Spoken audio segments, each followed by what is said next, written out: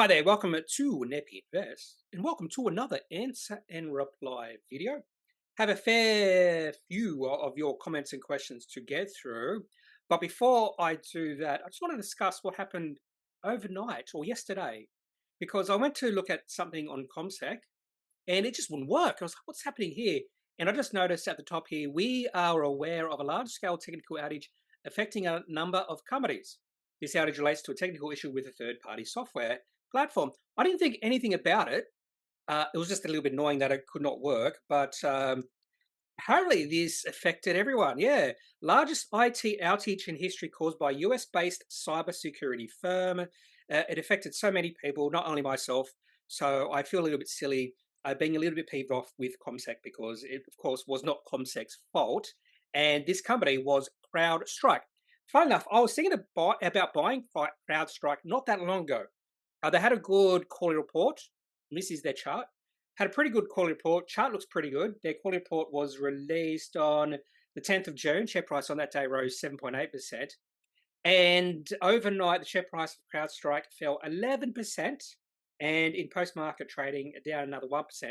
So, yeah, this has obviously affected this company. Is this a sort of buy the dip situation? I have used this to my advantage over the years when the market sells off on a company, and then you can buy that company at a much better valuation. So a potential buy for me on Monday, CrowdStrike. Just putting it out there. Not sure exactly I will. I think the volume might have been, yeah, massive volume coming through today. Huge volume coming on, the 21st of June. So just after they released that pretty good result, and pretty nice looking chart as well. Anyway, this video is not about CrowdStrike. In fact, I could have talked about this tomorrow on my technical analysis updated video, but I just want to discuss this company and this situation right now. This could be an opportunity. Sometimes this is what we are looking for when the market panics and oversells and that sort of thing. And that could be happening right now with CrowdStrike. So let's get to the first comment or question that I have not yet replied to, going back 3 weeks ago, from Ryan Mott. All I can get are lines. How do we fill them in? This is regards to my TradingView setup. Do I need a TradingView subscription using moving average ribbon under technicals? Is there another? I'm going to answer this because there's quite a few replies here. I'm going to answer this in a standalone video, which I should record in the next few days. I've already recorded a Qantas video. I want to do this. Also have planned up a Telstra versus Aussie broadband because of a question or a comment from one of you guys or girls who queried why I wouldn't consider Telstra high quality company. And I'll tell you exactly why I don't consider Telstra high quality company. So anyway, so look out for that, Ryan and other people. Look out for that standalone video about those moving average ribbons, and I'll tell you how to get them directly from TradingView. Also, how you can develop those or that indicator yourself via ChatGPT. LiamJones says, Kneppy, surely you by now you could sort a deal to advertise for TradingView and provide us with some discounts. No idea how to do that. I could do that with ShareSite because they have reached out to me, but I don't know. To be honest with you, I'm not really in this for money. And I do get some not nice, I get maybe $10 a day through advertising, and that's about it. I'm not doing this for money. But I've been thinking about, could I actually get more money from doing this, which would be nice just for day-to-day stuff, and possibly not even having to work part-time. So I do work part-time, and that part-time money is plenty enough for me. Particularly because my portfolios are doing pretty well right now. Blacktop Images is questioning why I think there's no differences between the political parties. Every major economic milestone in Australia is all thanks to ALP. Remember that when you say LNP and ALP are much the same. I would push back on that slightly. I would consider, if you go back far enough, yeah, I would actually agree with that. And when I say go back far enough, I'm just talking about Hawke and Keating. But straight after Hawke and Keating, nothing. There's no difference between the parties. Very little difference. You still remember Julia Gillard getting so excited and emotionally involved when they released or announced NDIS, and NDIS has been an absolute debacle. Not the fault of Julie Gillard, it's been an absolute debacle.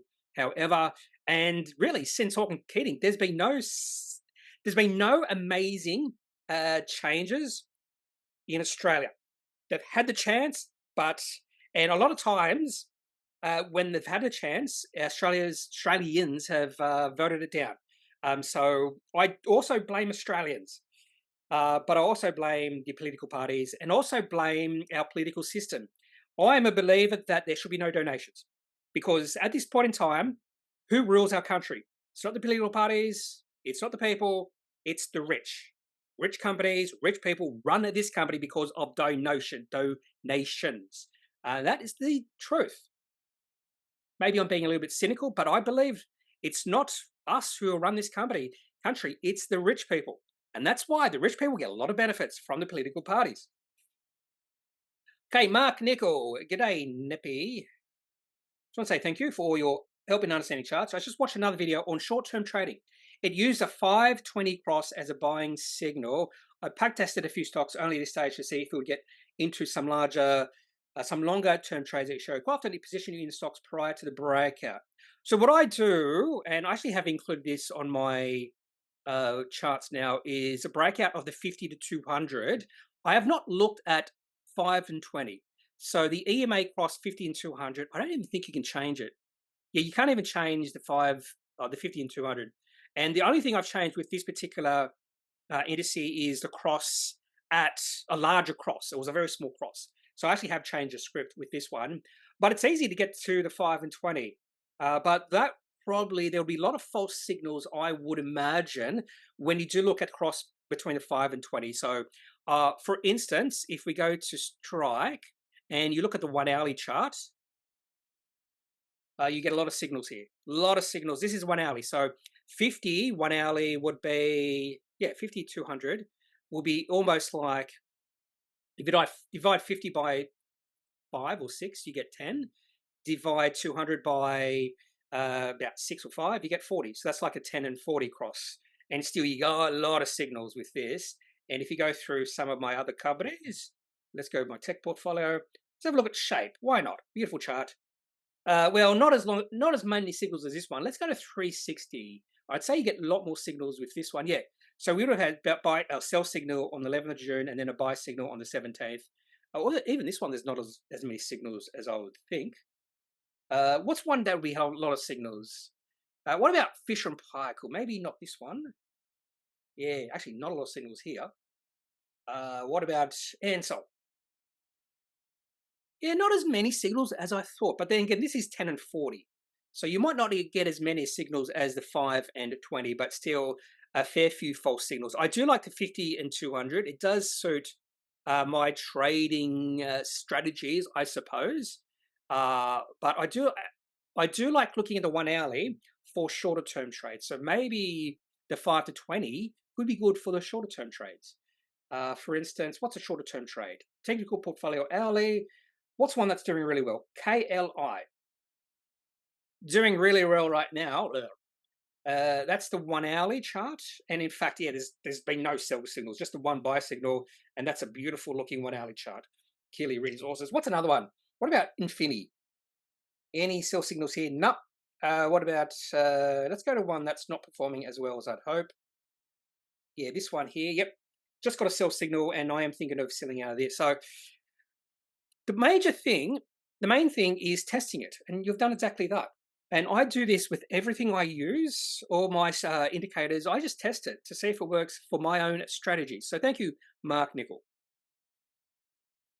Ashkar says, great video as always. Can you please review Zip chart? Well, I'm getting a little bit late, and I've been reviewing a Zip chart a lot. So let's have a look at a Zip chart right now. So 3 weeks ago, let's go back 3 weeks ago. And this is the hourly chart. In fact, the hourly chart looks pretty good too. Oh, here's a pretty good one. So getting a lot of signals in the hourly chart for Zip between March and June. So a sell, then a buy, a sell, and then a buy. And the last buy was on the 13th of June, and the share price was $1.32. And actually, if you did that strategy and bought in on that day, you've done fairly well since then. So maybe not as many false sell signals as here. You're just in and out a little bit too, well, maybe not too much.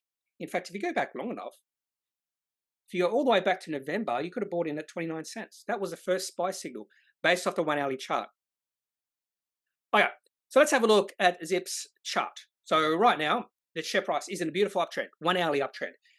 And we've had a nice little dip, moved into a nice little support zone. This purple area is a support zone because that was a share price high back in March of this year.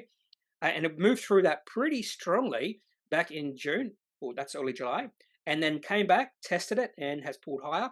Company has done a capital raising. Share price has dipped a bit on the Friday session, which is understandable enough. And you can obviously see, just by looking at the 1 hourly chart, that share price above 180. In fact, what I'll do here is just put another little right rectangle here. There is going to be a little bit of resistance at this level, which is obvious, pretty obvious, because the share price moved into this purple box back on the 9th of July, pulled back, pulled again into this purple box on the 18th of July, and has pulled back. So there will be a little bit of resistance in this zone right here. So if the share price gets above $1.84, that will be a fairly bullish move for Zip.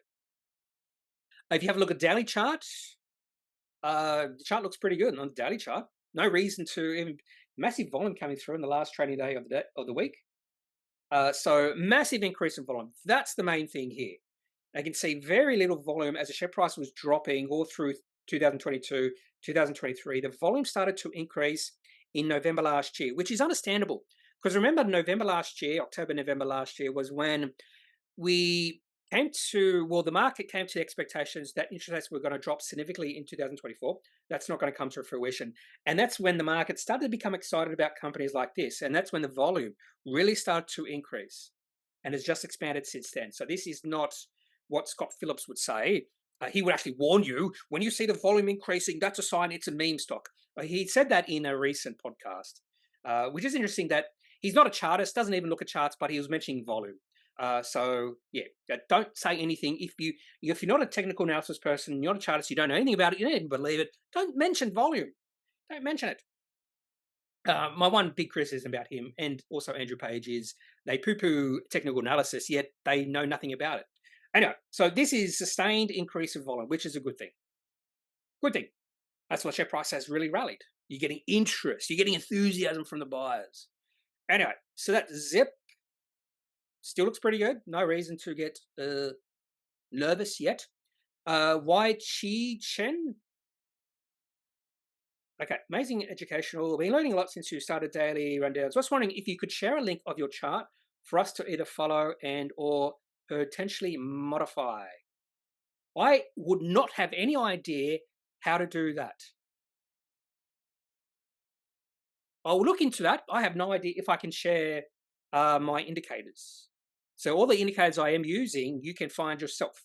These are easily found, and I'll show you that in that standalone video that I plan to do. So I'm not even sure if I can share what I do here.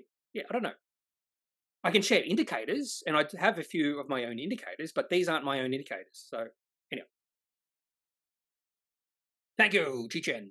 I'll look into that. I'll look into it, see if I can do it.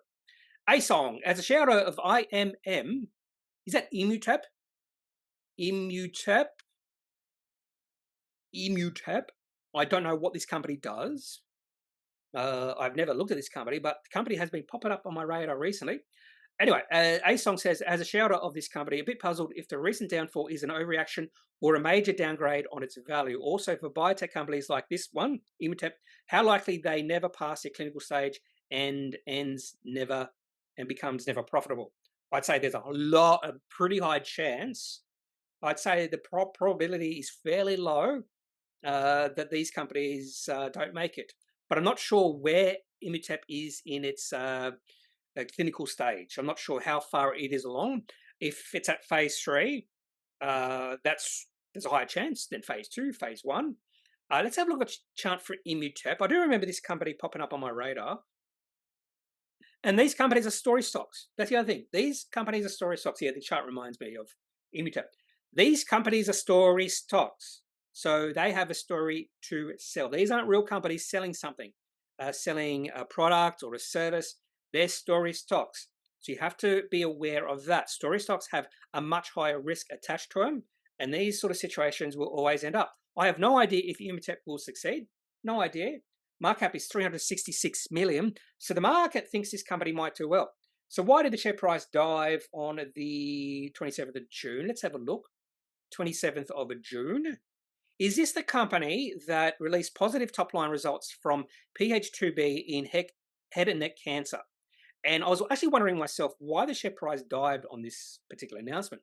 And I got the answer from, it was either Twitter or somewhere, and this particular tweet or whatever mentioned they didn't put in any, was it the P value? Any P values in it, which is actually a negative thing. So no P, I'm not even sure what that P value is, but apparently P value is very important. For instance, they also compared it to Clinuvel, this tweet or whatever. Clinuvel also released something recently. Was it this one? 5th of July? Could have been this one, 5th of July. And they actually did include the P value somewhere here. If it was this one. Yeah, down here. Whatever this is, P equals 0.018. So apparently this P value is very important. If you don't understand what that is, you're probably very similar to me. So I don't get excited about these companies in this stage of their life cycle because there's a risk. There's a chance it might, they might get all the way to become profitable, selling a product, or they may not. So I wouldn't call it an absolutely binary outcome, but it is that, it could be at that stage where this company is at a binary income. It may make it, it may not. If it doesn't make it, share price will absolutely collapse from here. So the share price right now is at 29.5 cents. So they have a fair few shares on issue as well. Probably about 1 billion shares on issue. According to CommSec, market cap is 428.5 million. So there's a lot of already success priced into the company's share price right now. And according to this, regulatory clearance for phase one trials. Now, for that, only at phase one, this company has many, many years to go. Now, they could do a deal with another biopharmaceutical company to get some money in the door, but many, many years in store before this company might become profitable. But again, I don't know a lot about this company. Immutep, and again, if you have a look at the chart, in fact, the chart's done nothing over the last 10 years. Absolutely nothing. Now, that doesn't mean anything. I followed Neuron Pharmaceuticals for over 10 years. That company did nothing. And then when they had successful phase 3 trials, that's when I became excited.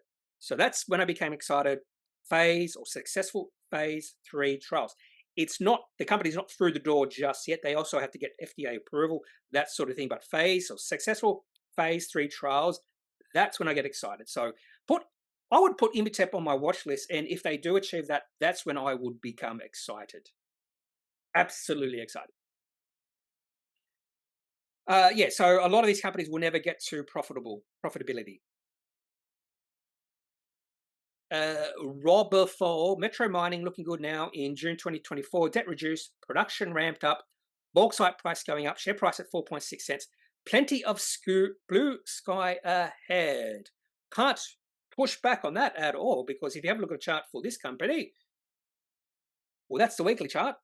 And in fact, if you have a look at the weekly chart, share price in long-term downtrend, then share price went sideways for the longest time, for about 3 years.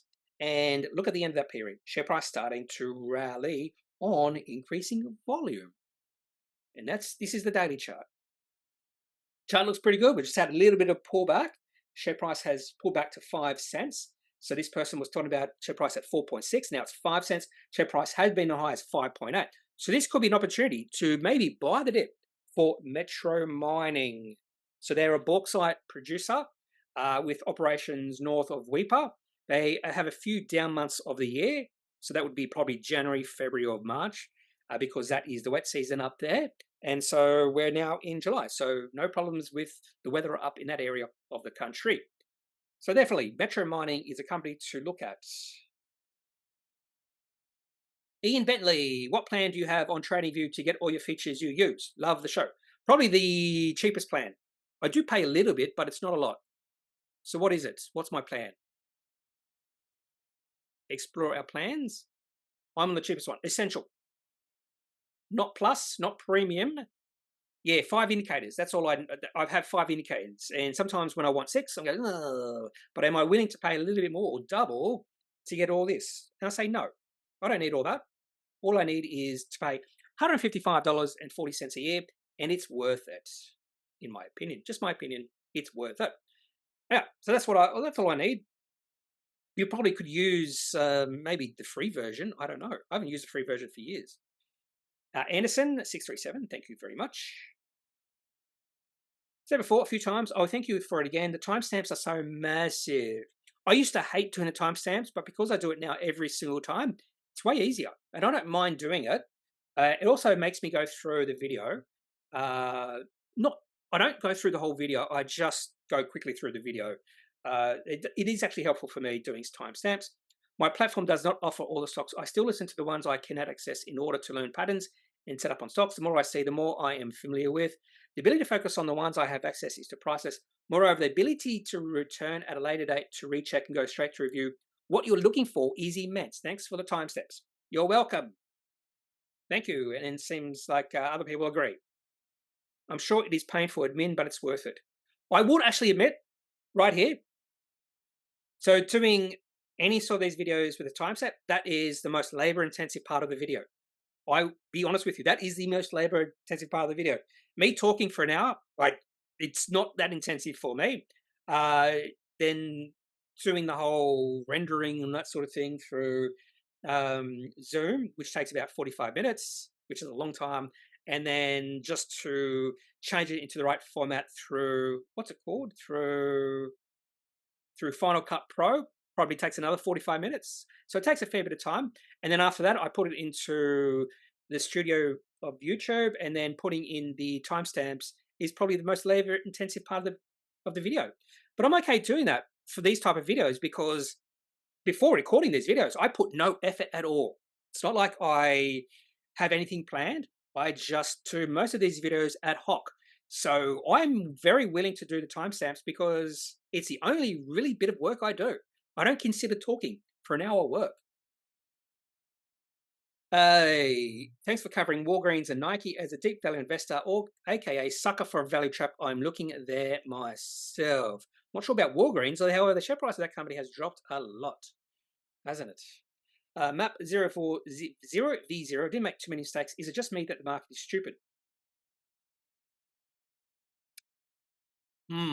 What can I say about that? Is the market just stupid? No, the market is the market. I make mistakes all the time, but we make mistakes to learn. If you don't learn from your mistakes, then you always make the same mistakes. And I'm always going to make mistakes. That's the nature of the beast. The major thing is don't let the mistakes destroy you. That's the major thing. That's why technical analysis is really important, in my opinion, because when you do make a mistake, you can get it out at a smaller loss. And that's actually what I've done. I've made mistakes and got out at a small loss. And I'm getting to the point where I realize that technical analysis can really ramp up your holdings because you sell your losers at a small loss and you ride your winners at huge gains. And just technically, technical analysis and mathematically, that's the way to make money. To sell your, and in fact, I've heard some traders say they're only successful 40% of the time, yet they make a lot of money because that's exactly what they do. Sell their losers at a small loss, ride their winners at huge gains. Is the market stupid? Well, if the market is stupid, and I would consider myself to be a little bit smarter than the market, well, that's not absolutely true. As a whole, the market is really smart. As a whole, the market is really smart, and I tried to read what the market is doing. But individually, a lot of investors are not that smart. So it's a really weird one where collectively the market is really smart and you want to read what the market is doing and try to take advantage of that. But when you hone down on the individual investors, a lot of individual investors have no idea what they're doing. And because of that, most of us should easily beat the market. I don't understand Rask. What's his name? Owen Raskovich.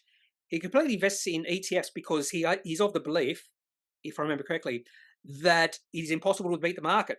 So he puts all his money into ETFs, which I just don't understand because I actually believe he could significantly beat the market. He's a pretty smart guy. But for some reason, I listened to one of his podcasts recently and he said that. I put all my money into ETFs now. because I can't beat the market or something like that. I just think, no, you could easily beat the market, easily. Marty Scott says, never miss an episode. Love it. What was the name of the book you mentioned a few weeks ago? Also, I'm doing well with GDG. An idea for you. Technically looks great. Purchase at $1.30. Is that Global Development Group? Oh, see, I do know this one. GDG.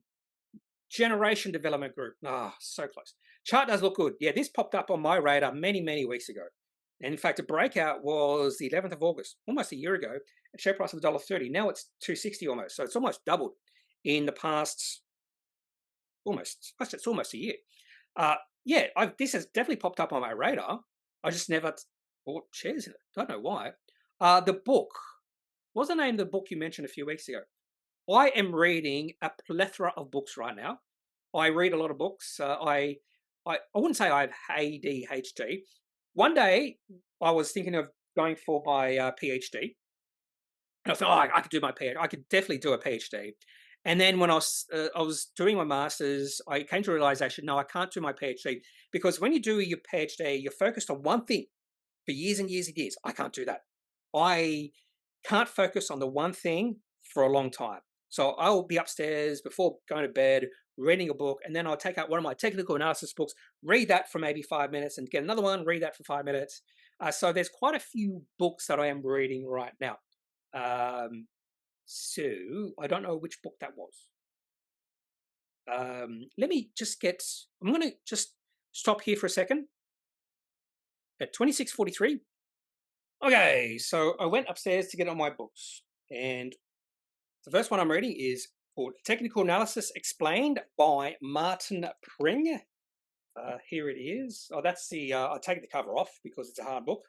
So this is a very long. It's 800 pages long, and I'm almost halfway through.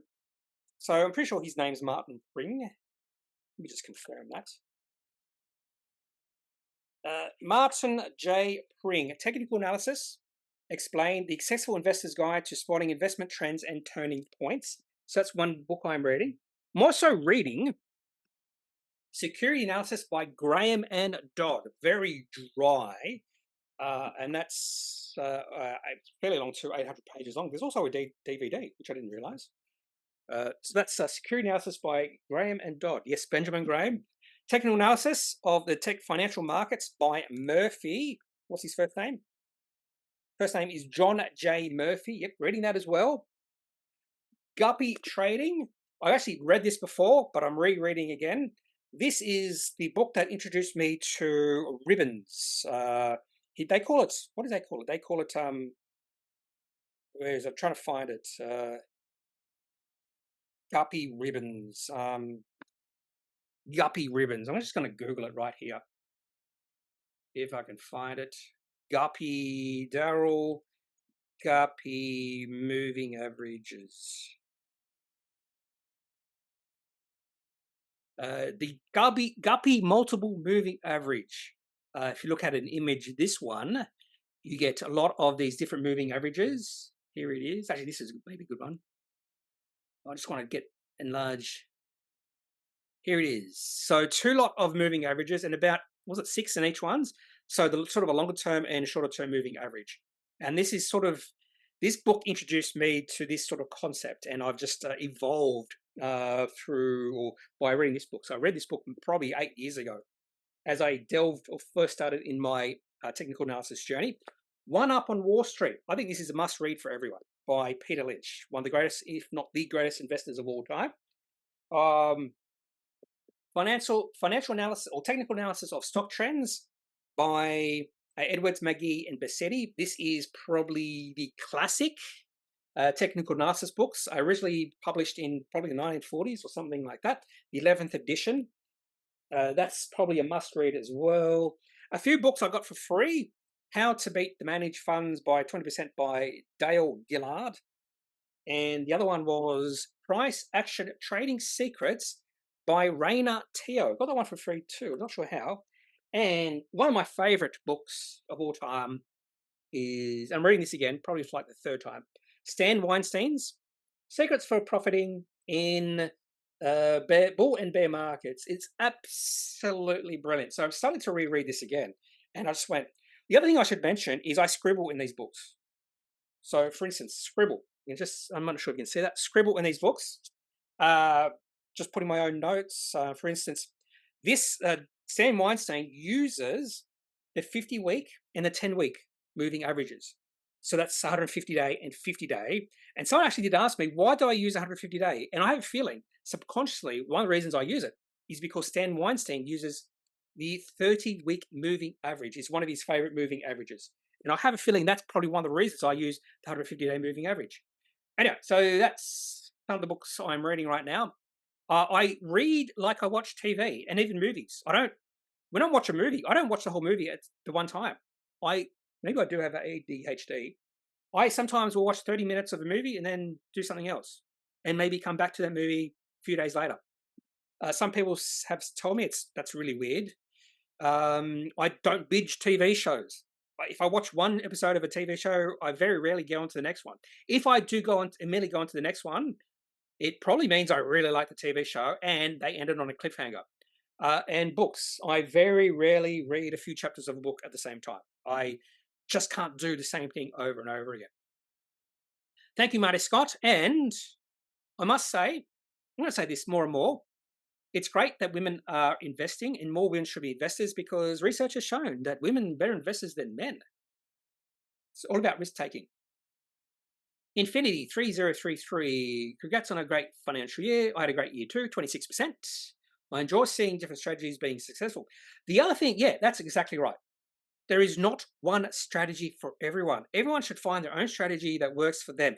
And I probably mentioned this time and time again. I get really pissed off by experts who say there is only one strategy. That strategy is the one I use. It's the reason why I don't like Phil Town, who has stated on his podcast, the only strategy that works is a strategy that I'm using. He's a Warren Buffett disciple. And as soon as he said that, I have not listened to him since.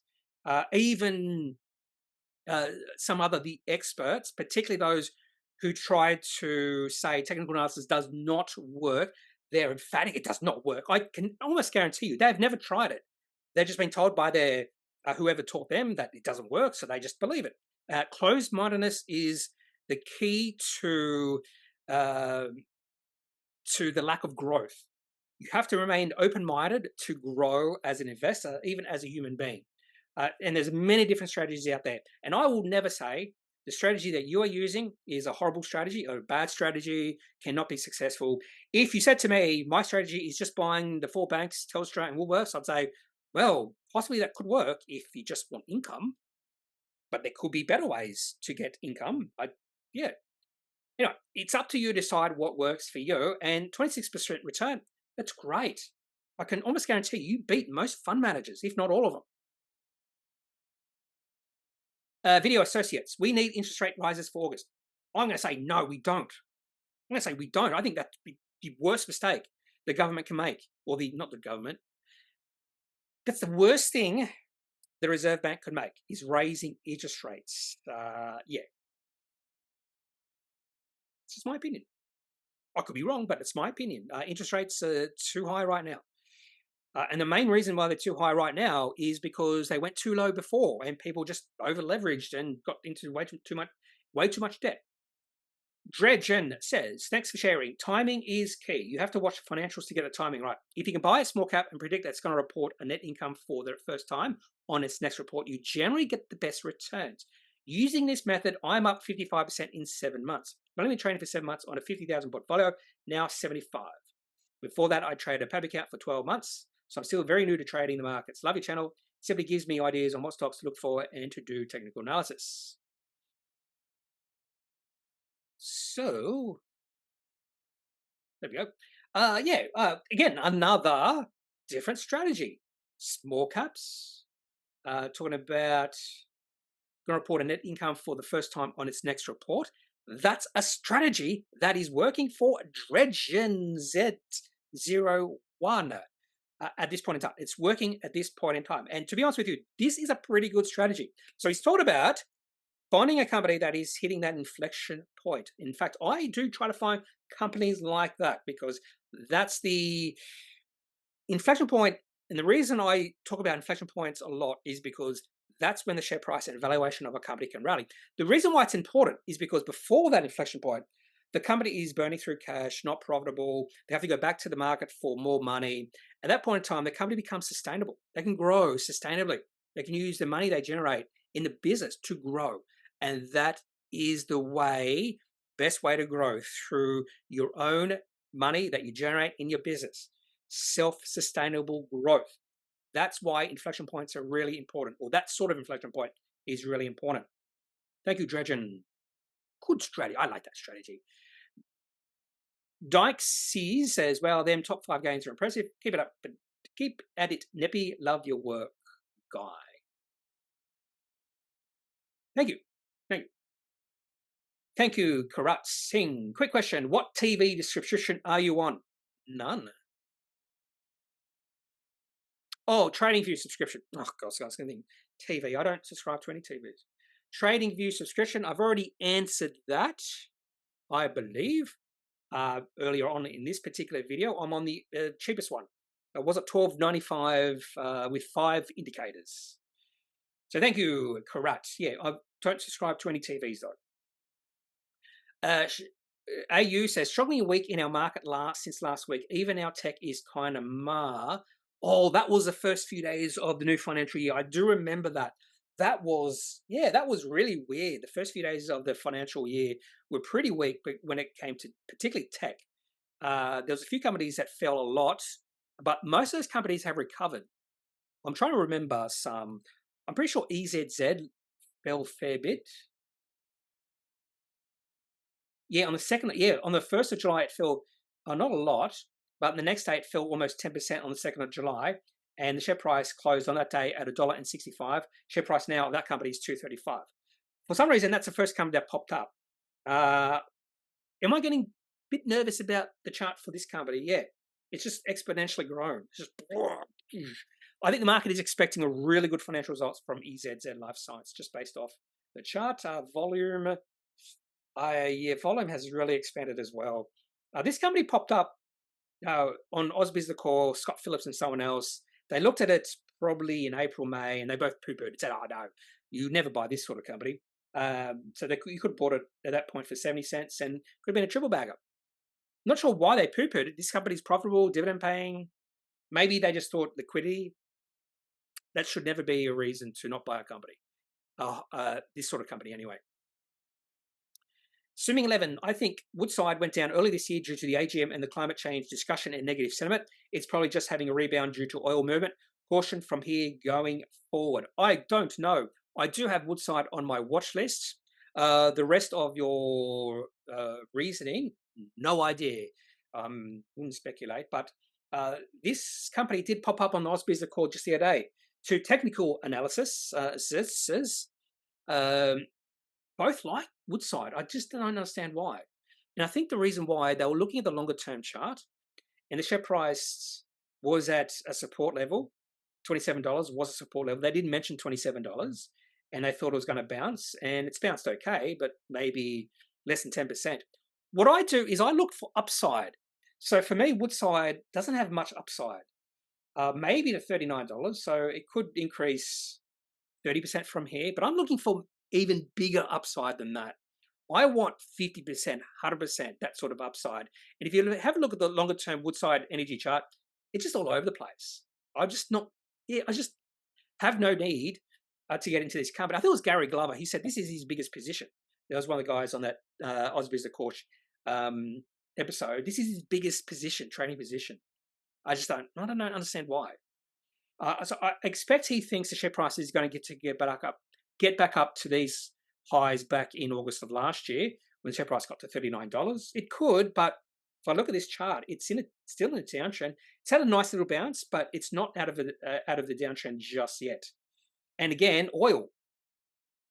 How this company performs, it's all on the back of oil and gas. Don't forget gas. As someone, I think it's LiamJones, I could be wrong, always tells me, Woodside is more than oil. It's mostly gas. I could be wrong there. Caution from here going forward. I do have Woodside on my watch list, but I don't think I'm going to be trading it. Hi, Nep. Thoughts on HTO, Hillgrove, producing copper miner with minimal debt? I own Hillgrove. It's my one copper play right now. They've just gone into production, and I'm looking forward to their results because I'm hoping the results surprise the market to the upside, because then I think the share price could go on a run. Because, yeah, this company is just in production, and the chart just all over the place. And again, the company's share price is going to move with the copper prices. My only negative thing about this company was they did a capital raising back in February. I think it was February.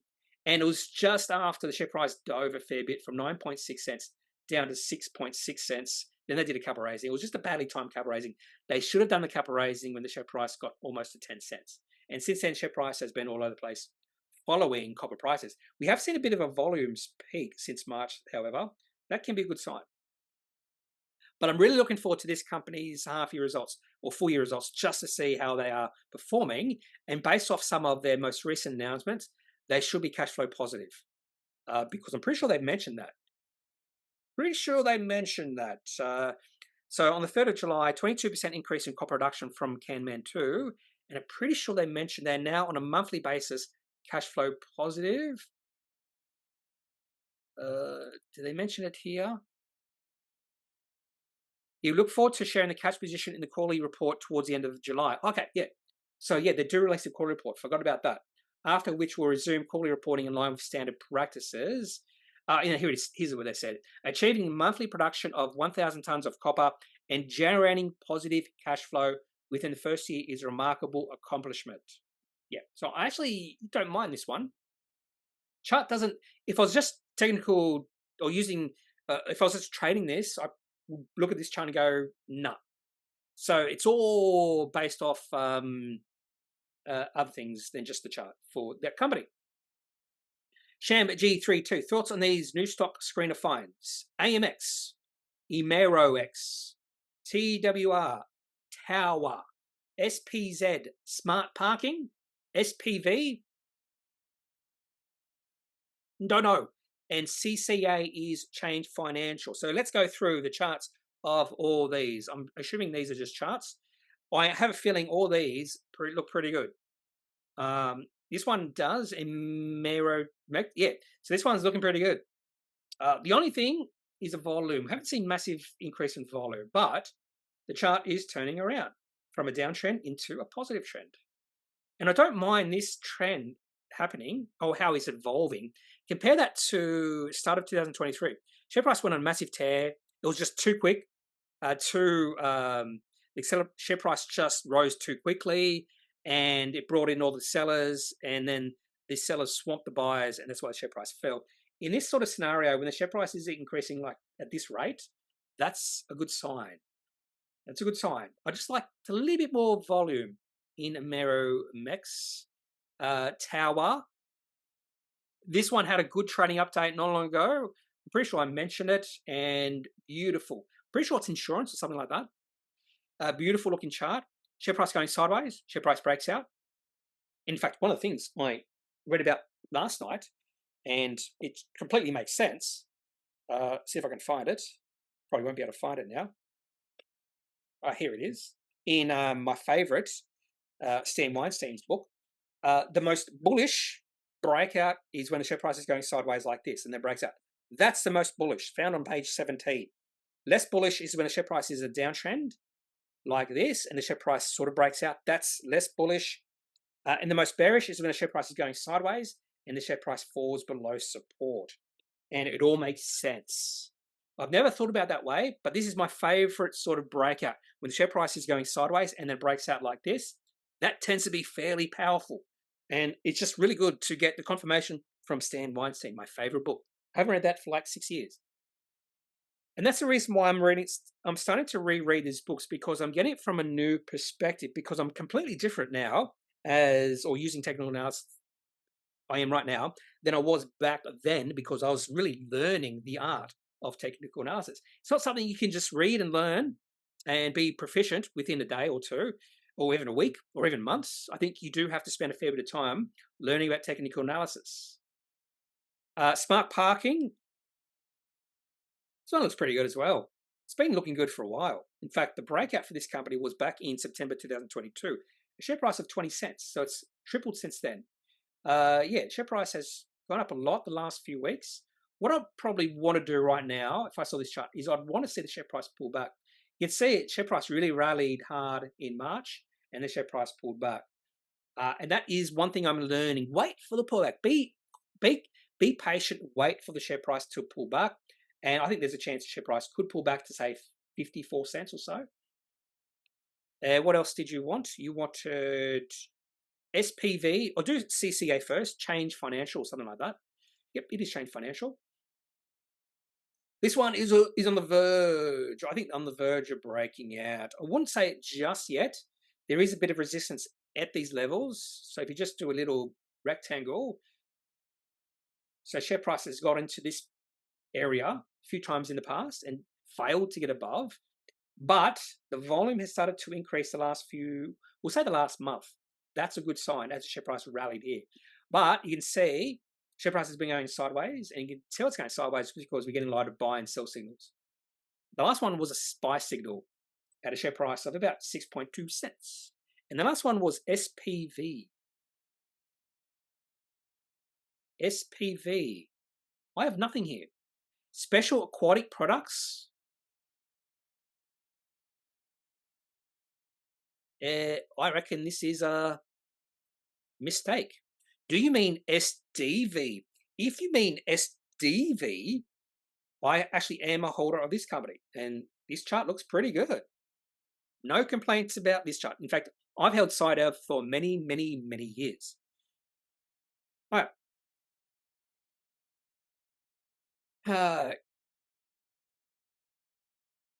Yes, I've done that, haven't I? And I'm going to do another one. So Stuart Percival, I've done that. And Sham Gigis says, yes, I've done it. And yes, I'm going to do another video on how to set up the ribbons. You don't really have to set up. It's just an indicator you can find. LiamJones, yes, don't forget Woodside is slightly more dominant in gas than oil. So I wasn't wrong. It was Liam who says that. How about that zip train? No, bought in at $1.20. Never really buy at the top of a chart like that, but haven't regretted it so far. And you're very happy, Liam, with that zip as well. Love Zip, got 18,000 at 50 cents. Hope it keeps going hard. Don't have to really reply to that one. Coal keeps on trucking. In fact, I was looking at some commodities this morning, and probably the strongest of the commodities is coal. Let's have a look. Gold down. Gold down. Nickel down. Not nickel. What's that one called? Copper down. Nickel down. US oil down. Silver down 3%. Let's have a look. Coal's down slightly. Natural gas is up a little bit. And lithium down a little bit. Iron ore flat. Palladium down. Tin down. Pretty bad day for commodities overnight. Anyway.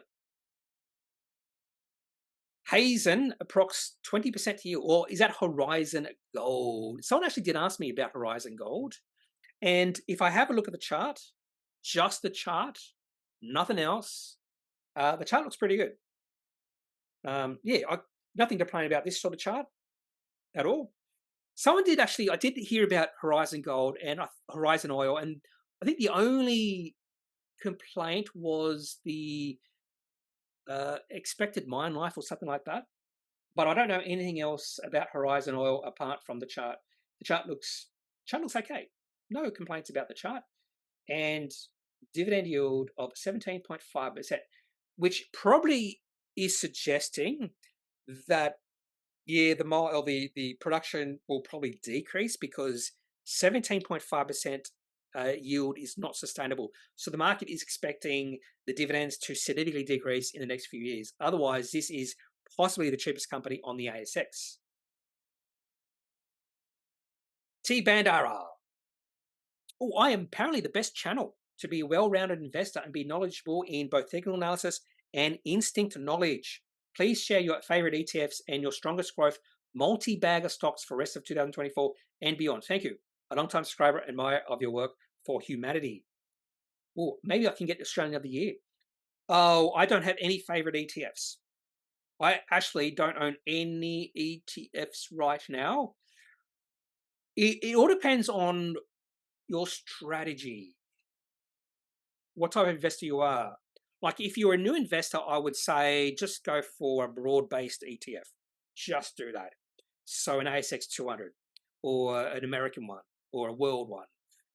So I don't have any favorite ETFs. I do have an ETF watch list here, which I very rarely look at. I have 27 ETFs in it, which is not that many. So NDQ, Asia. Asia ETF looks pretty good right now, doesn't it? In fact, I was tracking this and it broke out.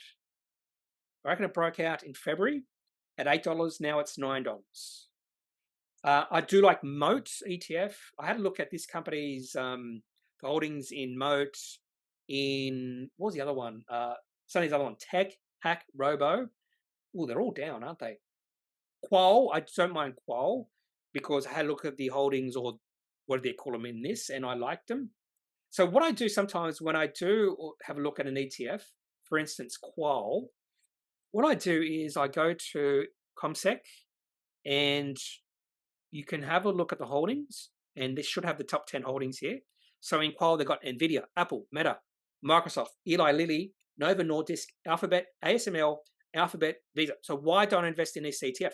Well, I own NVIDIA, Apple, Meta Platforms, Microsoft, Eli Lilly, Novo Nordisk, Alphabet, but I don't own ASML and Visa. So I already own the top 7 or so holdings in Qual. So there's no reason to hold the ETF. I already own most of the companies in it. And one of the reasons I don't like ETFs personally is because whenever I look at the holdings in an ETF, I find quite a few companies I don't like. And I was thinking, why would I buy an ETF when it holds companies I just don't like? For instance, the ASX 200, there's plenty of companies in the ASX 200 I would never invest in. So why would I own an ETF? And the only reason I own an ETF is if I just don't want to do any more research or just give up. And at that point, I spend the rest of my time in a day doing other stuff, going to the beach or going to the shops or watching movies or watching TV, and spend no time researching companies or getting better at technical analysis. That's the only reason I'd ever buy ETFs is if I just give up and just decide getting the average returns is good enough for me. But I believe I can significantly beat the market and significantly beat returns of ETFs. And the reason I believe that is because many ETFs hold companies I would never invest in, companies that don't grow, or maybe not quality. By definition, this company should be only companies that are growing. But ASX 200 ETF has significant amount of companies that won't grow over the next 10 years. And we know they won't grow. Anyway, that's one of the reasons why I don't ETFs. On the other question, strongest growth multi-bagger stocks for the rest of 2024 bond. No idea. If I knew that, I'll be the richest person in the world. So for instance, if I go to my, let's have a look. We'll go to my, some of the short-term trades I'm making right now. For instance, Infini. This could be a multi-bagger from now. It's already a multi-bagger right now. This could go significantly higher if they have another really powerful announcement. So there's many companies I've never discussed. I don't even know that will become multi-baggers. I just don't know what's going to happen to the rest of the year because the rest of the year is only 4 months or 5 months long. And I am not that good at predicting what's going to happen in the next 5 years. And the whole reason I do use technical analysis is because I can take advantage of when these companies break out. I just don't know what companies will break out right now because it's dependent for some of these companies on announcements they will release. And these announcements could be positive, they could be negative. Yeah, so I have no idea. He also mentioned, so I find the ASX market to be very choppy thus far. Do you see ASX being more bullish overall and also in particular for resources like copper and gold? Why does ASX never ever perform as good as US stock market? From your experience, did you find it higher return was achieved when buying blue chip strong stocks at undervalued prices, or the same stocks at the high peaks, or small cap stocks with strong growth story potentials? Thank you for so much. AS market to be choppy. Funnily enough, I find the ASX market not to be as choppy or as fickle is the word I was using as the American markets. I believe the American markets are so fickle. You can see the share price of a company go up and down on nothing, almost nothing. You don't really see that in the Australian markets. Do you see ASX being more bullish overall, and also in particular like resources, copper, and gold? No, I don't. Why? Okay, very simple. Let's have a look at the biggest companies on the ASX. List of ASX companies by market index. Okay, come on. Just take your time. This is ranked by market cap. Let's have a look at the biggest companies on the ASX. Commonwealth Bank of Australia, BHP, CSL, National Australia Bank, Westpac, ANZ, Macquarie, Wesfarmers, Goodman, Fortescue. Keep on going. Woodside, Telstra, Woolworths, Rio Tinto, Transurban, Aristocrat, WiseTech, Santos, REA Group, and QBE. Just outside the top 20, we have Coles, James Hardie, Suncorp, Cochlear, Brambles, Xero, ResMed, Origin, Reece, and Centre Group. Surprised Reece is there. That's interesting. Among the top or biggest companies in Australia, we have non-growth companies. Commonwealth Bank of Australia will not grow over the next 10 years. If it does grow, it's going to grow at a minimal rate. BHP might grow a little bit. They're getting more and more into copper. That's interesting. So they're very bullish on copper, BHP Group. CSL is a growth company. And I would say in 10 years, CSL will become our biggest company. And they plan that. National Australia Bank, not a growth company. Westpac, not a growth company. ANZ, not a growth company. Macquarie Group will grow at a 10% or so a year. Wesfarmers, could be some growth in that company. Goodman Group, same thing. Fortescue, all depends on iron ore. Woodside, not a growth company. Telstra, not a growth company. Woolworths, not a growth company. Rio Tinto, well, it's iron ore. It's mining. Transurban, not much growth. Aristocrat, growth company. WiseTech, growth company. Santos, not much. RA Group, growth company. QBE. So there's a lot of non-growth companies in the ASX 20. Now, some of these growth companies will become bigger. And that growth will drive the ASX forward. But still, too many non-growth companies at the top end of the ASX. Compare that to the NASDAQ. They're all growth companies. They all want to grow bigger. They all have aspirations to become bigger and bigger. Can't say the same thing for most of the companies in the ASX 20. So, without doubt, the NASDAQ or the American markets is where you should be if you're just thinking about the biggest and best companies in the world. So I own very few of the top 20 ASX companies. I own most of the biggest companies in America because they are focused on growth. I am focused on growth. I want growth. I don't care about income. Income, in my opinion, income is one of the... I don't need income right now. And the only reason I even think about buying income companies is if I get to the point where I just want to live the rest of my life. I just need a little bit of income, retire, that sort of thing. But I'm mostly focused on growth. That's why ASX never performs as good as US stock market, because they're tech, focused on growth. We are not. But over time, Australian market hasn't done that badly. Over time because of dividends.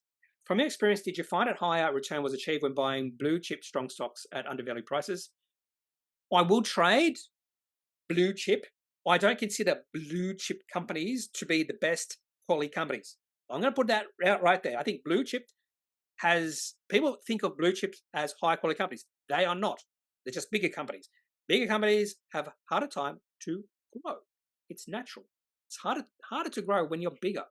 And I only buy a lot of these blue chip companies when they are undervalued, but only for the short period of time. For instance, the banks right now are considerably overvalued. There's no way I'd buy the banks right now. They are overvalued. But if the share price of Commonwealth Bank fell to, say, $60, I'd buy that, yes, because it's undervalued. Or the same stocks at the high peaks, no. So I would not buy Commonwealth Bank right now. It is at the peak. There's no way I'd buy Commonwealth Bank right now. But your next point, small caps with strong growth story potential. That's my favorite type of company. Maybe not the story, particularly if they are profitable. So my favorite sort of company is a small cap company that is profitable and growing. You tend to get the best returns out of those sort of companies. Even when they become bigger and bigger, the returns are still there. My favorite sort of companies are small caps that are growing. And another reason I like these companies is they can increase their dividends. Sort of like what CSL has been doing over the past 10 years, 20 years, 30 years. Thank you, T. Bandara. Hutcho2357, Waratah Minerals, right next to Newmont's money maker Cadmium Valley Mine. Good enough to hit the buy button for me, as if you're not going to be sniffing around. Oh, I am trading Waratah Minerals, by the way. It's in my trading portfolio. Here it is. Yeah, Waratah Minerals. And no complaints yet. Lots of volatility there, just what I expect. So this one, well, I did like this trade. So the share price rallied really hard. Then I saw the share price dipping back, and I waited for the dip, and I bought in at 24 cents. I think it was 24 cents. So I bought it at 24 cents. Waratah Minerals. Now it's 27.5 cents. So not complaining yet. And this is what I'm looking for, a breakout on positive news. This is a perfect example of a breakout on positive news. So thank you, Hutcho. Alejaro love your work, mate. Cheers. I'm sorry I really messed up your name. What's the best indicators for positive or negative sentiment? Well, what I do with positive or negative sentiment is, so I just use moving average ribbons here. In trends, that's what I use. That's all I use. It's very simple. I want to keep it as simple as possible. So let's have a look at my technical portfolio. Cosplay. No, Cosol, cosplay. What's the positive sentiment in this company? What's the sentiment in this company? It's positive. It's pretty obvious, isn't it? It's positive. You could say maybe there's a little bit of short-term negative sentiment, just a little bit. Shape Australia. What's the sentiment in this company? Positive. Superloop. What's the sentiment in this company? Positive. So let's go back to Shape. Let's go back in time. What's the sentiment in this company right now? This is up till September 2023. What's the sentiment in this company? It's negative. But the short-term sentiment is starting to shift positive. Not only that, volume is starting to increase. You can't quite see it here, but the volume is starting to increase. This was in September, October last year. So this is when I start following a company, when I start to see short-term sentiment starting to shift and volume starting to increase. And then I saw the breakout of this company back in December last year, and then I waited a little bit and bought on the 25th or so of January, $1.86. Some people did say, why are you buying this company? It's illiquidity traded. I don't care. Liquidity does not matter for these type of companies. And one of the reasons why liquidity does not matter for me, really low liquidity in 2023, but you can see the volume starting to increase. So the liquidity is improving because this company is performing financially. And because it's performing financially, we're going to see more fund managers becoming interested in this company. This company has not popped up once on AusBusiness Core. And when this company first pops up on AusBusiness Core, that's a good sign. And then eventually you're going to see this company popping up more and more. That's another good sign. It's becoming aware. People are becoming aware. Fund managers are becoming aware. And by that stage, the share price could be double what it is now. Volume would be good enough. And I saw the exact same thing with Neuron Pharmaceuticals. When I bought that company on a breakout, no one talked about it at all for 2 years. And then all of a sudden, people started talking about it 2 years after the first buy price. So let's go back to Neuron Pharmaceuticals. Neuron Pharmaceuticals. The breakout for this company was it late 2021 or was it 2022? I forget. Here it is. Late December 2021. Share price on that day rose almost 100%. Share price went to $3. I bought on that day. And that was even before that. There was a breakout actually in July that year, but I missed that. And no one talked about Neuron Pharmaceuticals. Share price in a beautiful uptrend. A lot of positive sentiment behind this company. And then they started talking about Neuron Pharmaceuticals on AusBusiness Core probably late last year into early this year when the share price was about 6 times higher than it was when it broke out in late 2021. So this is the reason why we can become really good. We could have really good returns and beat the market significantly is because we can get in way before the crowd. And that happened with Neuron Pharmaceuticals. Okay, so that's how there's no indicators. I just use, there's no indicators. I just use what I see here. Positive sentiment in Neuron Pharmaceuticals. Share price going sideways for the last 5-6 months or so. So you can say sentiment is sort of neutral right now, or short-term sentiment is neutral, but long-term sentiment behind this company is still quite positive. Hopefully I answered that question. George, I'm a shareholder of eCargo, as I believe they could be a good stock to see large gains when things with China settle down, as they have some contracts for B2B, business to business, supply with large Western corporations. This decision to delist seems like a stupid tantrum from management over what they see as their company being undervalued. Absolutely stupid, and has really annoyed me. I'm very thankful you think likewise. So eCargo, because they're crying about being undervalued, decided to delist, and when they made that decision, it was, just guess what happened. So voluntary delisting of eCargo on the 4th of July. The day before they made that decision, the share price was 1.9 cents. Now it's 0.6 cents. The share price has decreased 67% since then. So if they think they're undervalued then, what do they think now? Dumb, stupid decision from them. I can't believe management of companies do this. I've seen a few now do this. Oh, we're undervalued. The market doesn't realize our valuation. So we're going to delist, and then the share price drops 67%. If you think you're really undervalued, do a share buyback, stuff like that. I can understand. Share price on that day dropped 63%. I can understand your frustration, George. I don't understand why companies would delist and use this reason. There's other reasons to use, not that reason. Dumb decision. And yeah, I think this is one of the worst decisions a management can make, and use that reason. We're undervalued. I'm pretty sure they did use that reason, if I remember correctly. I'd say it's probably one of the main reasons they used. We are undervalued. The market doesn't realize our valuation. Here it is. It is the number one reason, valuation. The board considers that the trading price of the company's CDIs in recent years implies a valuation that has been and remains consistently and materially lower than the valuations of unlisted and listed companies of comparable nature. Well, what do you think now? Your share price is now 67% lower than it was before you made this decision. Rant on, anyone who's a shareholder of that company. Hi, Kneppy, what is the name of the moving average agreement you use? I can't seem to find it, the one that you're using. Thank you. I'll do that standalone video.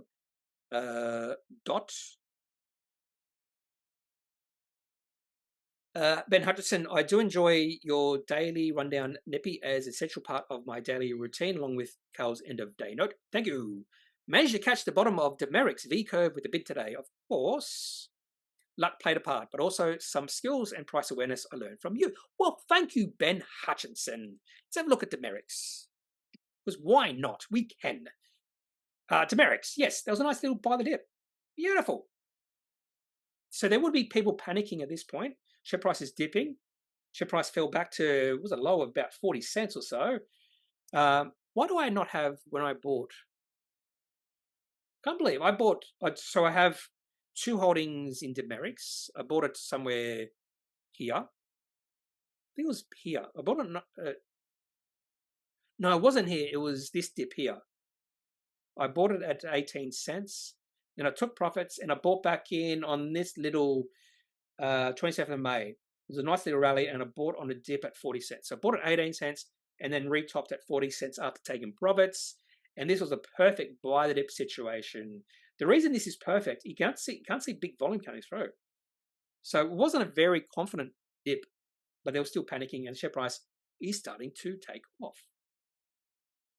9th of July. Yeah, that was a pretty good buy, Ben. Liam says, what do you think of Liontown's offtake agreement? No idea. Have I answered these before? Because I've liked these. There's a chance I've answered these before and I haven't. Usually if I do answer questions like this, I put them in the put the reply or the video link into the reply, but sometimes I might forget. And I've just noticed I've liked all these. Yeah, I've liked all these, which is another sign that I might have replied to these, which will be stupid if I've done a double reply to these videos. But I'm going to assume I haven't replied to these. Okay, so Liam says, what do you think of Liontown's offtake agreement with LG? I am not a fan of offtake agreements.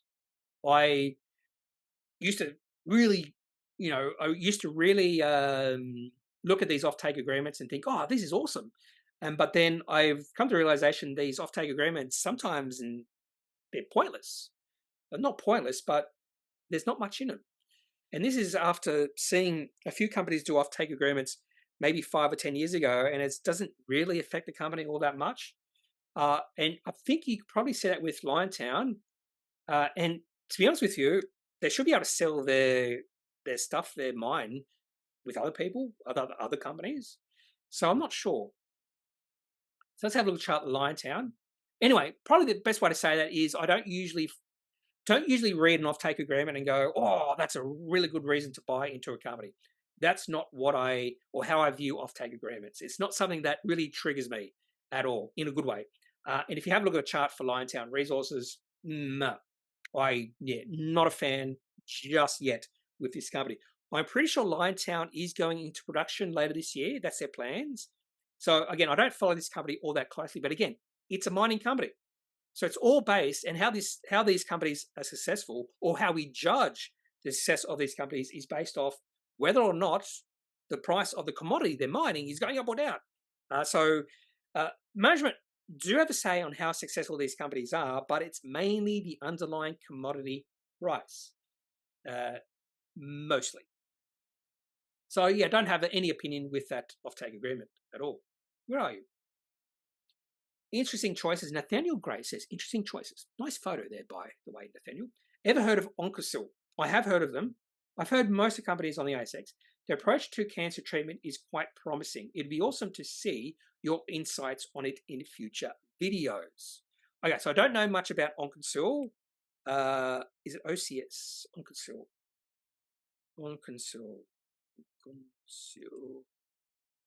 OSL. And probably one of the reasons why I have not had a look at this company recently is because of the chart. And you should know why. There must have been a really bad announcement on the 17th of March. Share price dropped 54.8%, and the share price kept on dropping after that. Now, in saying all that, we have seen a bit of an increase in volume over the past 4 months. The share price kept on falling.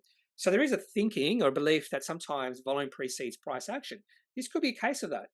Volume started to increase, share price went sideways, and then we started to see volume really increase on a daily basis for the past, since the start of July, and the share price has started to rally. The other thing, share price is below 1 cent. I won't look at a company if the share price is below 1 cent. The reason behind that is pip traders become an annoying thing. So pip traders just try to buy or sell when the share price goes up or down by 0.1 cents, because you can make a fair bit of money. You just think of a company whose share price is 0.3 cents. You buy at 0.3 cents and sell at 0.4. You've just made 33% if you can do that. Or 0.2 cents. You buy at 0.1, sell at 0.2. You've doubled your money. Pip traders are an annoying thing when the share price gets below 1 cent. You could even say above 1 cent. Maybe between a few cents and 1 cent. They are annoying even at that price. But yeah, I see a share price of a company below 1 cent, I go away. That's why companies whose share price is below 1 cent, I believe, should do a share consolidation. Get the share price a little bit up so you get rid of those pip traders, who are annoying. They're annoying as heck. Thank you. Swimming, has Metcash started uptrend, or is it just because the dividend is coming on the 16th? Ooh, that's interesting. This is something I've thought about a few times in the past. When I see the share price of a company rallying, and then I was like, why is share price rallying? And then they go ex-dividend, share price falls. And I do think this happens a fair bit on the ASX. Share price of a company rallies just before they go ex-dividend. And it just shows you how obsessed Australians are with dividends, that people just don't care what the share price does. They just want to buy or get that dividend. Okay, Metcash, when do they go ex-dividend? I have no idea. If I had to buy a supermarket company, I'd buy Metcash. I would not even go close to buying Woolworths or Coles. Both those companies, in my opinion, are overvalued. They went ex-dividend on the 16th of July. That was 4 days ago. And the share price dropped on that day 3.25%. And yeah, the share price was rallying just before they went ex-dividend. Although the share price was in a bit of a downtrend, so that could be just I wouldn't say a dead cat bounce. Nice volume coming through those days, however. Now, the other thing you can do in TradingView is you can adjust for dividends. If you do that with Metcash, Your share price has fallen since they went ex-dividend. A little bit, not a lot. I don't like to adjust to take account of dividends. So there's definitely a possibility that Metcash did rally on or just before they went ex-dividend, but was the dividend high? 5.3% dividend yield? Yeah, possibly. That's an okay dividend. Nice increase in dividends over the last few years with Metcash. So this company has a PE ratio of, 12.86. That's where the PE ratio of supermarkets should be, not 23 or 24 where Woolworths is and Coles are. I think Coles might be 18. What's Coles? Let's have a look at Coles. PE ratio of Coles is 22. Why would I buy a supermarket at a PE ratio of 22? There's very little growth in these. I just don't understand that. You can buy some growing companies. Yeah, sure, they're smaller. Growing companies with increasing dividends at a lower PE ratio than 22. It's ridiculous. Just because it's defensive, I don't care. This is why we should be able to beat the market, because a lot of investors just buy into Woolworths and Coles and Telstra, and we know better. These companies aren't growing. There won't be much returns for these companies in the future. Swimming, thanks, Kneppy. You're welcome. Investments, Happy Home. What is your view on Pilbara? Is it a mid-term or long-term play? How do you see AX1 chart at the moment? Is it a buy? Well, Accent Group did release a trading update. It was pretty good, if I remember correctly. Pilbara. Let's start with Pilbara. Is it a mid-term or long-term play? Well, straight away, I'm going to say this. It's a mining company. Mining companies are low-quality companies because eventually the performance of the company is going to depend on the underlying commodity. Now, lithium hasn't reached the bottom, probably, but when will lithium prices turn up? It could be tomorrow, next week, next month, 6 months from now, 1 year from now, 5 years from now. I just don't know. One of my biggest weaknesses, maybe not weaknesses, one of my biggest weaknesses maybe, is sometimes I get in too early. I see the potential of a turnaround or a commodity price going on a run, and I just buy in a little bit too early. And I'm trying to refrain from doing that when it comes to lithium. So at this point in time, I want proof that lithium prices are starting to increase. And at that point in time, I think there is a few lithium companies to be excited about, and I would put Pilbara at the top of the lists. But at this point in time, when I look at lithium prices, nothing right now. When I look at Pilbara Minerals chart, nothing right now. Not interested just yet. And if I ever do buy Pilbara Minerals shares, it won't be for long term. It'll be just a short term trade, as long as lithium price is going to run. And the problem with owning mining companies for the long term, just have a look at what's one? Let's have a look at what's one company. What's one lithium company? Let's have a look at Core Lithium. Core Lithium. Now let's have a look at Lake Resources. So there was a lot of bullishness in Lake Resources, and the share price of this company went as high as 260. Now it's 3.8 cents. This is the problem when you fall in love with mining companies. Oh, actually, let's have a look at BHP. Now, BHP is probably one of the highest quality mining companies. And this is probably one of the only mining companies I would even think about buying for the long term. But even then, the share price of BHP in 2016 dropped. Look at that. Dropped all the way down to $12 because of iron ore prices. And the share price of this company did nothing for about 10 years, between 2006 and 2016. Share price since then has looked good because iron ore prices have done well. But even for one of the highest quality, if not the highest quality mining company in the world, I don't even think this is a long-term hold, because you can take advantages of when there's weakness in the company and the commodity. So the time to buy BHP was when people were very bearish on it back in 2016. I wish I really understood that back then, because if I understood that back then and I saw this chart, I'd be all in BHP sometime when the trend changed, not at the low, but when the trend changed. When the trend changed, which was, let's have a look at the daily chart. Let's see when I would have bought, just based on the daily chart. Now, this is in hindsight, so it may not have played out exactly like this. So this is 2016. Chart looks horrendous. The low was on the 21st of January, and I got a buy signal around about the 22nd of August at about $17. And I probably would have thought about buying this just after that at about $19. Okay. Now, AX1, Accent looks pretty good right now because of this trading update. Share price before this was going sideways. When I say going sideways, yeah, not doing anything. And pretty good idea that's going sideways, getting all these buy and sell signals. 1, 2, 3, 4, 5, 6, 7, 8 in a fairly short period of time. And the last few days, the share price has rallied because of this positive trading update. Really good volume coming in on Thursday. This could be a breakout for Accent Group. You might just want to wait because the share price did get a little bit higher back in February. So that's my one little concern. So a little bit of resistance moving forward, but chart looks pretty good for Accent Group right now. So a potential trade with this company. So thank you, Investments Happy Home. You wouldn't invest in VLS if you have EZZ already, would you? Please, CEO and board member seems to have sold 2.5 million shares of last quarter. Yes, I do own EZZ, but if I'm very bullish on a sector, I will own multiple companies within that sector. Like I'm very bullish on electrical infrastructure, data centers, that sort of jazz. And I do have quite a few trades in that area. So I would not be adverse to owning Vita Life Sciences because it's in the same sort of area as EZZ, same sort of area as Biome, that sort of thing.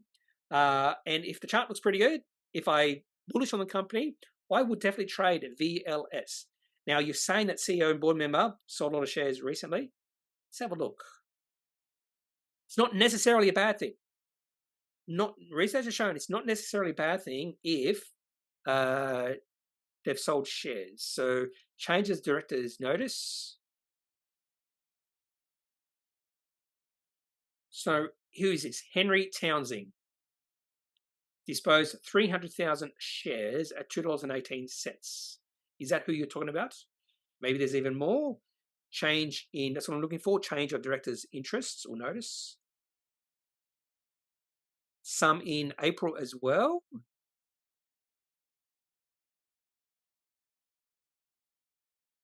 Henry Townsend sold. He's been disposing quite a few shares this year, it seems like. The other way you can do this is if you go to Market Index, and they should have a list of director transactions. Here, that's not it. Here we go. Director transactions. There he is. Henry Townsend sell on the 4th of June. Andrew O'Keefe. Said that. That's a different guy. 12th of April, Andrew O'Keefe and Henry George Townsend sold some shares as well. So quite a few on-market trades this year. Also, Henry George Townsend did some transfers, off-market transfers. Now, the first time Henry George Townsend sold some shares in April, the share price actually increased to the second time he sold some shares. So it isn't necessarily a negative signal that he's selling some shares. And probably the biggest example of it's not always negative is, what's his name, Blackmore's guy who sold some shares to buy a yacht, and then the share price rallied sixfold after he sold. Anyway, and so this year the share price has rallied. He sold some shares in April. Well, he almost sold near the top, didn't he? And the share price was at $2.10. No, he didn't sell near the top. He sold at $2.10 and $2.18. Anyway, so chart looks okay, but I don't necessarily look at director selling as necessarily a bad thing. However, I will talk about Boss Energy. Boss Energy's directors sold en masse. Actually, we'll have a look at this. Boss Energy directors just sold en masse, was it a few months ago? Huge amount of selling here in May. That's a lot. That was a lot. At $5.63. And I'd say that was near the top. Yeah, $5.63 near the top. That was a signal because three of them did it at the same time. that can be a signal. We saw that with A2 Milk back in 2020 or 2021 when all the directors sold at the same time, and they sold a fair bit. And then the company released a negative trading update a month later. And probably the other one was Satire. The Satire guy, whatever his name is, I forget his name. He's been selling some shares as well, a lot of shares. And that seems like that was a signal to sell. What's his name? Dean Mintz. In fact, director transactions for Satire been all sells. All sells. Sell, sell, sell, sell, sell. They have not been buying on market at all, which can be a negative thing. And the reason it could be negative is if you think Satire is cheap right now, directors of Satire, you should be buying. Share price has fallen a lot in the past 6 months. Okay. Clinuvel will be a blockbuster. Well, I hope so, because I am a shareholder of Clinuvel. I'm only 15 days behind right now. IMB looks really strong, mate, and so does Bio and Drone Shield. Another strong one is RPL. I'm going to end the video, and actually that's the next comment I'm going to talk about 12 days ago. So I'm like 2 weeks behind right now. IMB, Intelligent Monitoring, Biome, Drone Shield, and RPL. RPL. It's not Regal, is it? No, Regal's RGL. Well, maybe Regal is RPL. Yeah, Regal Partners. I am trading Regal Partners, by the way. Yeah, I am trading. Actually, this will be my last comment. I am actually trading Regal Partners. Yeah, that's me buying at 323 on the dip. Oh, I love the dips. Buy the dip, and yep, share price has gone up. Yeah, it looks pretty strong. I like the chart, and I suppose IMB looks really good. I do have to admit, Intelligent Monitoring Group looks really good. A beautiful breakout on the 5th of July, and the share price has continued to go higher, and now 57 cents. I've been really tracking this company since the breakout, and this should have been a buy at 50 cents. Would have been up 10%. And Bio and Drone Shield. Well, I've been talking about Drone Shield all week, and Biome released their Appendix 4C during the week, and it was a little bit underwhelming. But we haven't seen much of a sell-off with Biome during the week. Volume, beautiful increase in volume over the past year. So that's what I'm going to talk about when it comes to these questions and comments. So the next one I'm going to talk about is from Joseph Hackle, which is a fairly long comment. What's your motivation behind running and do you park run? Well, yes, I'll talk about that in my next ASX, what's this video called? Answer and reply video. I'll do that standalone video on TradingView and the ribbons, and then I'll answer some of these questions hopefully during the week.